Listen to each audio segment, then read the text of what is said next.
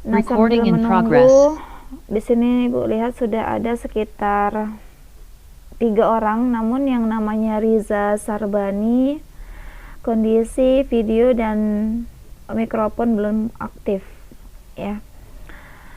Nah, kita mulai saja atau masih kita tunggu teman-teman yang lain, mahasiswa Ibu?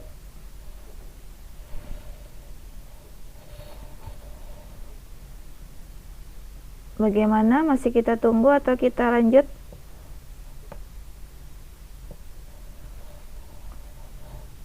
Coba diinfokan ya sama teman-temannya bahwasanya sudah mulai Zoom pada hari ini adalah pertemuan yang kedua. Tetap harus dilaksanakan seperti yang Ibu katakan, bahwasanya setiap mata kuliah itu harus memenuhi sebanyak 16 pertemuan. Apabila ada 1 kali pertemuan yang tidak dipenuhi, maka kelas tersebut tidak diperbolehkan untuk melaksanakan ujian akhir semester. Nanti akan berdampak di kedepannya. Jadi walaupun hanya ada beberapa orang dan yang beberapa lainnya tidak bisa menghadiri, tetap kita laksanakan. Bagaimana Dimas, Riza, Surya, dan Syahril? Kita mulai, biar Ibu tampilkan materinya.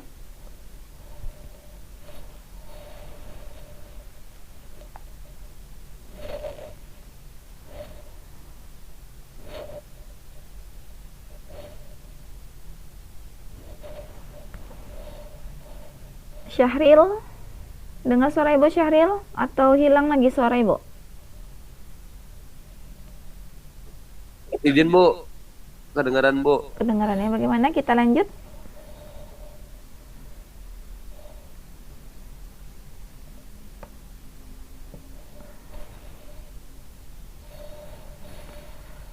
Kalau sambil menunggu temannya pun boleh ya Ibu tampilkan materi, karena Ibu tadi sudah bilang kita pakai hanya 1 kali link Zoom.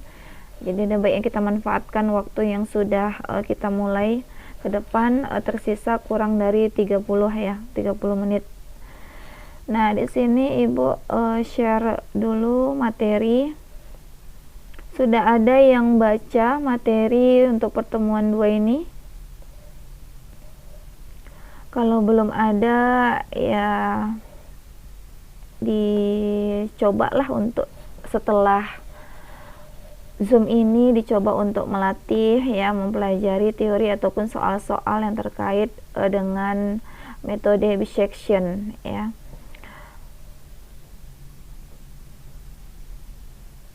Kelihatan?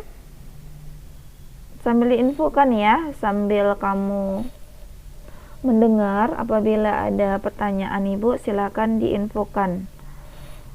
Kelihatan nggak ini? Kelihatan Bu. Kelihatan ya. Baik, metode bisection itu adalah metode membelah menjadi beberapa bagian. Karena ada bi di situ, berarti umumnya bi itu mengidentifikasi ya, mengindikasikan lah kepada belah 2. Nah, makanya di sini ada katanya metode bisection ini membagi range menjadi 2 bagian ya, 2 bagian. Dari 2 bagian ini dipilih bagian mana yang mengandung dan bagian mana yang tidak mengandung akar dibuang. Jadi ada perlakuan dipakai atau tidak dipakai untuk selang antara 2 selang tadi ya. Misalnya ada selang A dan B, ternyata di A dan B itu tidak ada akarnya, maka dibuang.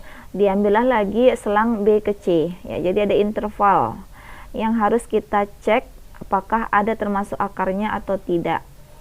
Nah, kemudian di sini di slide yang berikutnya kalian akan melihat yang namanya cara ya untuk menghitung titik tengah. Titik tengah itu disimbolkan dengan X dengan rumus A tambah B per 2.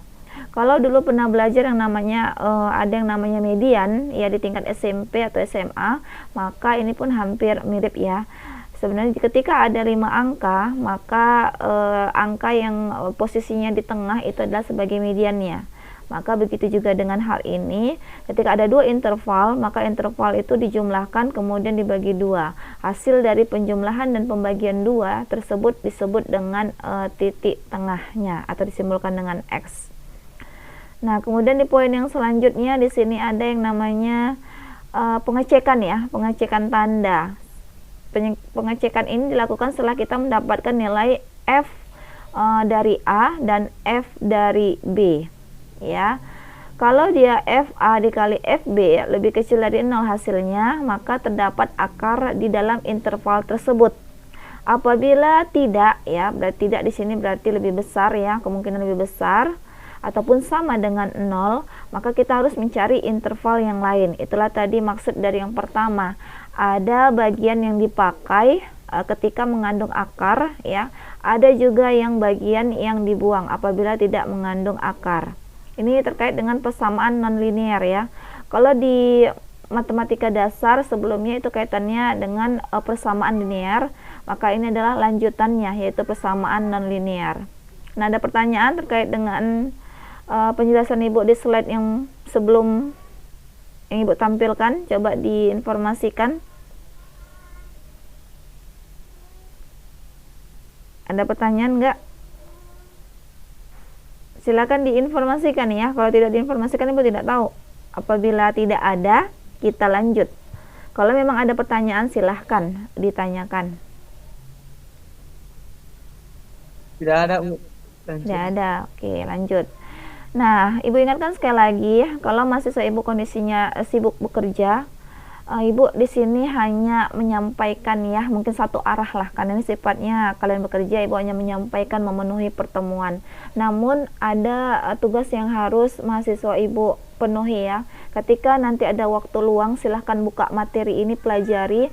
Mempelajari itu bisa secara mandiri, ya, bisa searching di Google mengenai teori yang terkait dengan judul pada pertemuan hari ini, mencari contoh-contoh soalnya, melihat penyelesaiannya, kemudian juga bisa secara dengan lihat video dari YouTube, ya, ataupun menggunakan aplikasi yang berbantuan seperti untuk membantu, ya, dalam menyelesaikan soal-soal yang terkait dengan materi pada hari ini. Jadi untuk kalau tidak ada pertanyaan, Ibu lanjut. Nah, di sini ada algoritma biseksi, ya, ini penting. Kenapa Ibu katakan penting? Dari beberapa slide ini, inilah yang harus dipenuhi ketika kita menyelesaikan soal yang terkait dengan metode biseksi, ya.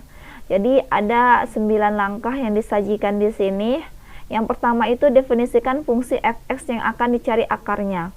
Umumnya soal akan memberikan fungsi, ya. Nanti seperti soal ini, ya, Ibu akan tampilkan. Nah, di sini kalau kita lihat ada fungsi yang ditampilkan. Fungsi yang ditampilkan itu kira-kira ada yang tahu nggak dari sini, ya? Fungsinya itu yang mana, ya? Fx-nya. Silahkan diaktifkan speakernya kalau bisa menjawab. Kalau tidak, nah, yang mana ini fx-nya? Suatu fungsi identik, ya, dengan suatu rumus atau suatu persamaan. Kira-kira yang mana? Nah, kalau tidak tahu, Ibu garis, ya, inilah yang namanya fungsinya, ya. Jadi bisa diingat, ya, nanti dipraktekkan, silahkan dipraktekkan bahwasanya fx sama dengan x pangkat 3 dikurang dengan 8. Itu adalah fungsinya, ya. Nah, kemudian yang menjadi epsilon di sini adalah 0,005. Nah, apa itu epsilon? Adalah errornya, ya. Error yang akan terjadi ketika kita mencari nilai-nilai dari FA, ya, kemudian ada FB-nya. Nah, errornya itu ditentukan sebanyak 0,05. Nah, kita kembali ke algoritma metode biseksi tadi. Nah, sudah tahu, ya, yang namanya fungsi yang mana. Nanti kalau ada soal di materi ini, kemungkinan itu di slide yang paling akhir dibuat oleh dosen koordinatornya, ya. Sambil dilihat soalnya nanti ditentukan, coba-coba untuk menentukan sendiri fx-nya itu yang mana. Nah, kemudian di sini tentukan nilai A dan B-nya. Kalau ada soal yang memberikan nilai interval A dan B, nah itu alangkah lebih baik, ya, lebih membantu mahasiswa dalam menjawab soalnya. Tapi kalau ada soal tersebut dia tidak memberikan nilai A dan B, maka tugas dari mahasiswa adalah mencari terlebih dahulu interval nilai A dan B-nya. Nah, kemudian di sini poin ketiga ada toleransi yang Ibu katakan tadi nilai errornya ya. Kalau tadi di soal itu ada sebanyak 0,005. Nah, di langkah keempat hitunglah nilai FA dan FB-nya. Dari mana kita mendapatkan FA-nya? Kita berpatokan pada rumus Fx dengan memasukkan nilai X-nya itu diganti menjadi A. Apabila A-nya sudah ada intervalnya, misalnya ada intervalnya 2 dan 5, maka nanti dimasukkanlah Fx-nya menjadi Fa sama dengan F2, mengikuti rumus yang diberikan pada soal. Kemudian di poin yang kelima, melakukan pengecekan tanda. Ya, pengecekan tanda ini dilakukan untuk mengetahui interval mana yang kita pakai dan interval mana yang tidak kita pakai.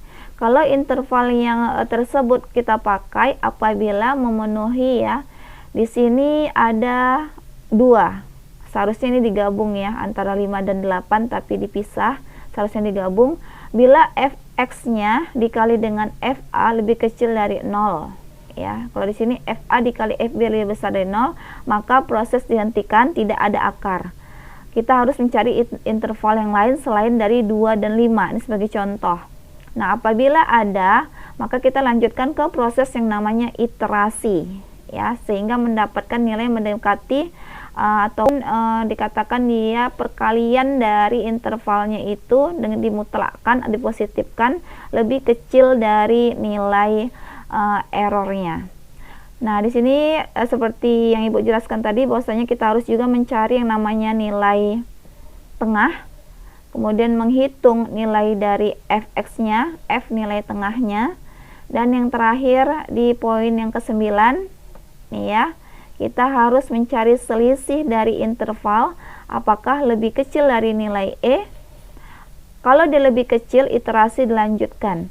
Apabila lebih besar, maka iterasi dihentikan. Nah, ini dia ya, kemari kita lihat. Apabila lebih besar, maka dihentikan karena tidak ada akar di interval tersebut. Jadi pekerjaan sia-sia ketika kita melakukan iterasi di interval yang tidak ada akarnya di situ. Nah, dari slide ini ada pertanyaan, silahkan kalau ada pertanyaan. Kalau tidak ada, diinformasikan sama Ibu. Nggak ada, Bu. Nggak ada. Kurniawan, sepertinya Kurniawan aja yang jawab ya. Yang lain, Surya Dharma gimana? Izin, Bu, nggak ada, Bu. Posisi menyimak ya. Kalau bisa posisi menyimak, karena Ibu takutnya mahasiswa Ibu di kelas ini ya, ini kan kelas karyawan, ketika Ibu kasih soal memang dikerjakan namun tidak dipahami dan dimaknai. Nah, apabila mendengar penjelasan Ibu sekilas dari Zoom ini, setidaknya adalah yang kalian ingat ya, mengenai apa yang penting, apa yang perlu dicari tahu, walaupun sifatnya nanti jatuhnya ya ke pembelajaran mandiri. Nah, next kita lihat di sini, ini ada contoh soal, namun beliau tidak, dari dosennya ya, koordinatornya tidak memberikan langkah-langkah penyelesaian, langsung memberikan tabel. Tabel ini dicari dengan menggunakan metode iterasi tadi ya, metode biseksi dengan iterasi dia. Ada iterasi 1 sampai iterasi 11. Berhenti di iterasi 11 ya. Nah, berhenti di iterasi 11, perhatikan di sini. Berhenti di X 1,99, ini adalah nilai tengahnya, dan nilai Fx-nya minus 0,005. Ini Ibu katakan berhenti di sini, kalau dimutlakkan dia menjadi 0,005. 0,00586. Seharusnya ya di sini masih dilanjutkan iterasi. Kenapa? Karena dia masih lebih besar atau lebih kecil dari 0,05. Coba bandingkan 0,0586 dengan 0,005. Kira-kira sudah lebih besar atau masih lebih besar atau sudah lebih kecil dari nilai errornya? Coba siapa yang tahu? Ada yang tahu nggak? Nah, kalau tidak tahu, seperti yang Ibu jelaskan sebelumnya, kita kembali ya ke algoritma ini. Apabila ya nilai B kurang A-nya lebih kecil dari epsilon, maka proses akan dihentikan. Ya, ini harus dipahami ya. Apabila B kurang A-nya lebih besar dari epsilon, maka iterasi dilanjutkan.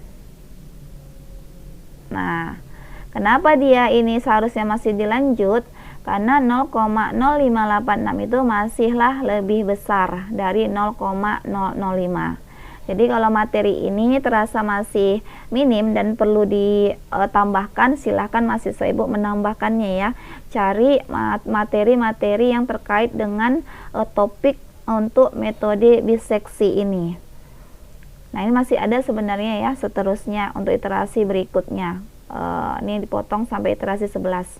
Nah, ada yang namanya metode regular-falsi. Nah, ini adalah dua hal yang berbeda dengan metode biseksi. Nah, di sini dicari selisih ya, kemiringan dan selisih tinggi dari dua titik batas range.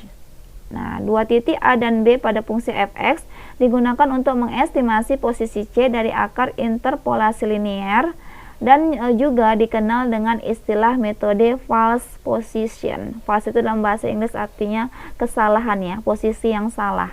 Ini biasanya dengan menggunakan grafik. Kalau nanti kita jumpa di kelas, ibu akan coba memperjelas kembali ya.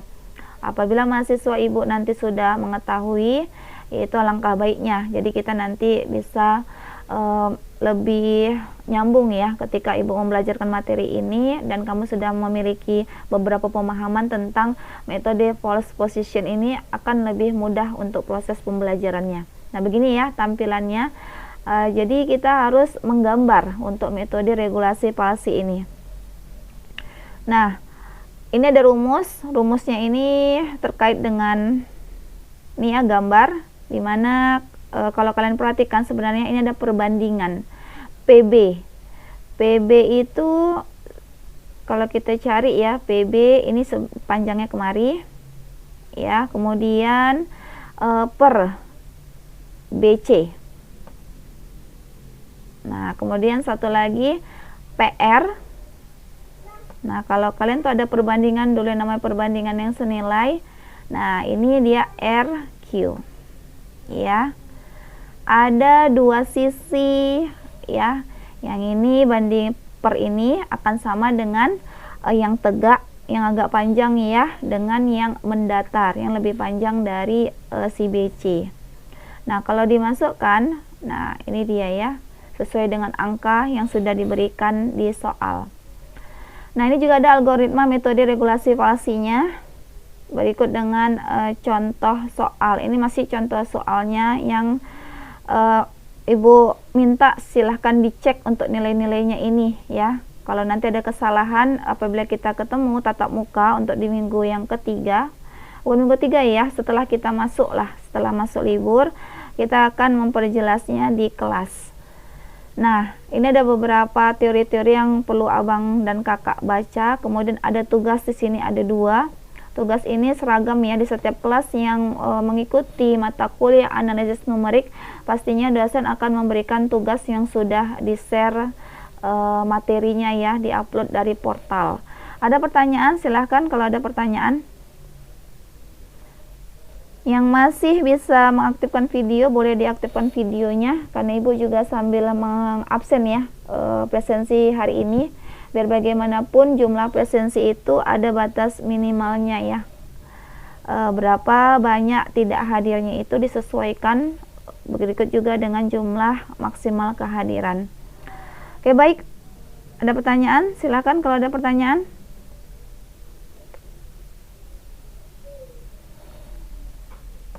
Di sini boleh lihat ada beberapa orang yang hadir tambahan. Adrian Pratama, Dimas Rafli Nasution, dengar suara ibu Dimas?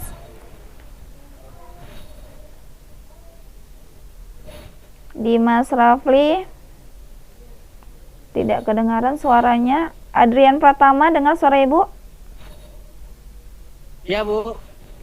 Adrian Pratama, oke. Kurniawan Andraha, Bu. Kurniawan, Hadir, Bu. boleh diaktifkan sebentar? Oke. Riza Sarbani. Dimas, Bu.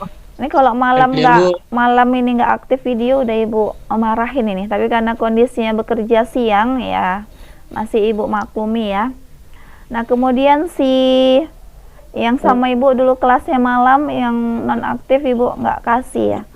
Kemudian Sahril Fauzan, ada nggak orangnya? Sambil ya. Hadir, Bu. Aktifkan dulu videonya Hadir, Bu. sebentar jika bisa. Yang mana orangnya? Oke ya. Nah ada pertanyaan nggak abang dan kakak? Ada pertanyaan nggak?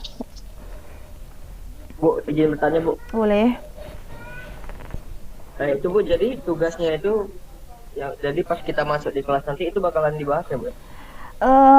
Ibu minta sih abang sama kakak coba untuk memahami, menyelesaikan sendiri kan bantuan kan banyak ya Bang Surya ya. Ya. Iya. Tapi kalau nanti terbentur, Ibu akan bantu di kelas. Jadi usahakan kalau matematika itu jangan, mata kuliah yang ada kaitannya dengan matematika, jangan lebih banyak nggak hadirnya ya. Nah, nanti Ya, berdampak. jadi Bu, itu tugasnya itu kami pelajarin di rumah. Mm-mm. Jika Kami terbentur, pelajarin itu dikumpul ya. kalau memang siap untuk dikumpul, Ibu kumpulkan. Nah, sambil ada catatan ya, Bang Surya. Ketika kita belajar sesuatu, mungkin kita bisa tahu jawabannya, tapi memaknai dari jawaban itu kadang sulit, benar ya? Teknologi sekarang canggih-canggih, benar kan? Pasti kalian sebagai mahasiswa sudah tahu itu aplikasi yang bisa membantu dalam menyelesaikan soal. Ketemu jawabannya, tapi ada langkah-langkah yang tidak bisa kalian pahami. Nah, itu silakan diinfokan sama Ibu di kelas. Ya, Bang Surya. Ya, Bu. Makasih, Bu. Karena Makasih, ini Bu. bukan materi yang gampang, sekali lagi Ibu katakan kepada Bang dan Kakak yang ini nggak gampang.